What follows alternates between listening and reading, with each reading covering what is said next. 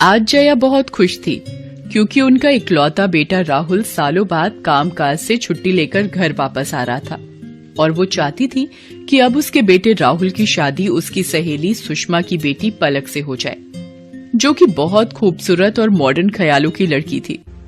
उसे अपनी खूबसूरती का बहुत घमंड था। जया और पलक दोनों घर को सजाने में लगी थी कि तभी अचानक दरवाजे की घंटी बजती है। जया जल्दी से जाकर दरवाजा खोलती है और जया और पलक की आंखें फटी रह जाती हैं क्योंकि राहुल शादी करके अपने साथ अपनी पत्नी राधा को लाता है। माँ, ये राधा है, आपकी बहू। राधा जया के पैर छूती है। राधा को देख जया एकदम चिढ़ जाती है क्योंकि उसका रूप रंग एकदम काला होता है और वो एक साउथ इंडियन लड़की थी। पहले जया अपने बेटे राहुल से थोड़ा गुस्सा होती है, लेकिन फिर राहुल और राधा का स्वागत करती है। राधा बोली, अयो माँ जी, आपका घर तो बहुत सुंदर है जी। राधा का काला रंग रूप देखकर जया की सहेली सुषमा हंसते हुए ताना मारते हुए कहती है, हाय राम जया, तू तो कहीं मुंह दिखाने के लायक ही नहीं रही। बहुत कहा करती थी ना तू कि तू अपने बेटे के लिए चांद का फूल लाएगी, लेकिन तेरा बेटा तो काला लंगूर उठा लाया है। चल बेटी पलक, अब यहाँ रुकने का कोई मतलब नहीं। ताना देकर सुषमा वहाँ से चली जाती है।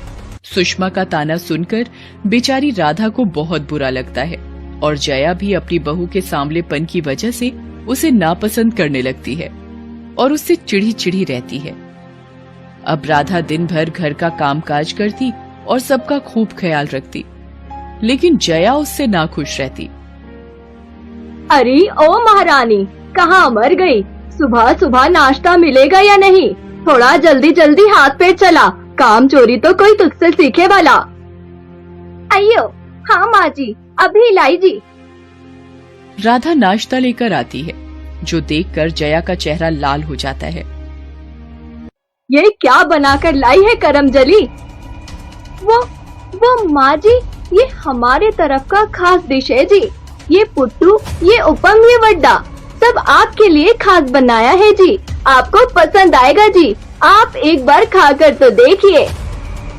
हाय राम, आज तो भूखा ही मारेगी ये मद्रासन। जाकर मेरे लिए कुछ चाइनीज बना कर ला, ये सब तो मेरी नौकर भी ना खाए। राधा रोते हुए बोली, अयो माँ जी, माफ करना, पर वो सब तो मुझे बनाते नहीं आता जी। हाय राम, ना जाने किस पाप के बदले ये मनहूस मेरे गले पड़ गई। चल हट, अब जा यहाँ से, मुझे किटी पार्टी में जाना है। जया जानबूझकर बार बार मौका ढूंढकर राधा की बेइज्जती करती ताकि वो परेशान होकर घर छोड़ दे। एक शाम राधा शॉपिंग से अपने लिए कुछ कपड़े और गहने लाती है और खुशी खुशी अपनी सास जया को पहनकर दिखाती है। अयो माँ जी, ये कपड़े और गहने कैसे लग रहे हैं जी? कल उनके साथ ऑफिस की पार्टी में पहन कर जाने के लिए। आए हाय, ये कपड़े और गहने तो बहुत अच्छे लगेंगे, लेकिन तेरे जले हुए चेहरे पर नहीं, मेरे खूबसूरत चमकते हुए चेहरे पर, समझी? ला दे ये मुझे। बड़ी आई तैयार होकर पार्टी में जाने वाली, इसे पहनकर आज मैं किटी पार्टी में जाऊंगी। अयो माँ जी, ठीक है जी, ये सब आप पहन लीजिए, लेकिन मैं भी चलूं क्या आपके साथ किटी पार्टी में जी? जया ताना मारते हुए बोली, तुझे अपने साथ ले जाकर मुझे अपनी बेइज्जती नहीं करानी। मैं और पलक जा रहे हैं, तुझसे लाख गुना खूबसूरत है वो। जया राधा का मजाक उड़ाकर वहाँ से किटी पार्टी में चली जाती है, जहाँ पार्टी में जया की एक सहेली कहती है, अरे जया बहन, मैंने सुना है कि तेरा बेटा खूबसूरत बहू लेकर आया है, पर तूने तो अभी तक उसकी मुंह दिखाई भी नहीं की। तो हम सब सोच रहे हैं कि परसों हम सब तेरी बहू से मिलने आए, उसके हाथ का खाना भी खा लेंगे। लेकिन वो बात वो है कि अब बात कुछ नहीं, हम सब परसों आ रहे हैं तेरी बहू की खूबसूरती देखने। ये सुनकर जया की चिंता बढ़ जाती है। वो परेशान होकर घर पहुंचती है। हाय राम, अब क्या करूं? क्या करूं? मुंह दिखाने में तो सबको पता चल जाएगा कि ये कलमुही मद्रासन मेरे घर की बहू है। लेकिन इतनी देरी हो गई, आखिर ये मद्रासन गई कहाँ? घर छोड़ के तो चली नहीं गई। भगवान करे ऐसा ही हुआ हो। तभी राधा बाजार से सामान लेकर घर आती है। आ गई महारानी। जब देखो तब शॉपिंग करने निकल जाती है और यहाँ मेरे गले में जान अटकी पड़ी है। और ये क्या हालत बनाकर आई है? कपड़े गंदे और हाथ में खरोच, किसी से मारपीट करके आई है क्या कलमुही? अयो माँ जी, वो क्या हुआ ना जी, बाजार में एक चोर एक महिला और बुजुर्ग का सामान लेकर भाग रहे थे कि तभी।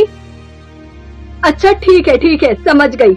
अब ज्यादा मुंह मत चला, मैं बहुत चिंता में हूँ इस वक्त। माँ जी, ये आपके लिए, आपके घुटनों की दर्द की दवाई और ये आपका चश्मा ठीक करवा कर लाई हूँ। और माँ जी, एक आज बाबा मिले थे, उन्होंने ये मिट्टी दी है, बोला बहुत चमत्कारी है ये, इसे चेहरे पर लगाने से मैं गोरी हो जाऊंगी जी। हाँ, अब एक दिन में तो कोई चमत्कार ही तुझे गोरा कर सकता है। भगवान मेरी लाज बचाए। अब जा यहाँ से, परसों तेरी मुंह दिखाई है। जितना हो सके अच्छे से तैयार होकर जाना, समझी? अब राधा की मुंह दिखाई का दिन आ जाता है। जया की सब सहेली राधा की मुंह दिखाई के लिए इकट्ठा होती हैं। राधा खूब अच्छे खाने के पकवान बनाती है और घूंघट डालकर बैठी होती है। जब जया की सहेली गीता राधा का घूंघट उठाती है तो चमत्कार हो जाता है। राधा बहुत खूबसूरत लग रही होती है, बिल्कुल गोरी परियों की तरह सजी हुई। राधा की खूबसूरती देखकर सब हैरान रह जाते हैं। अरे जया बहन, ये तेरी बहू है। सचमुच ये तो बहुत ही खूबसूरत और होनहार है। लाखों में एक है, लाखों में।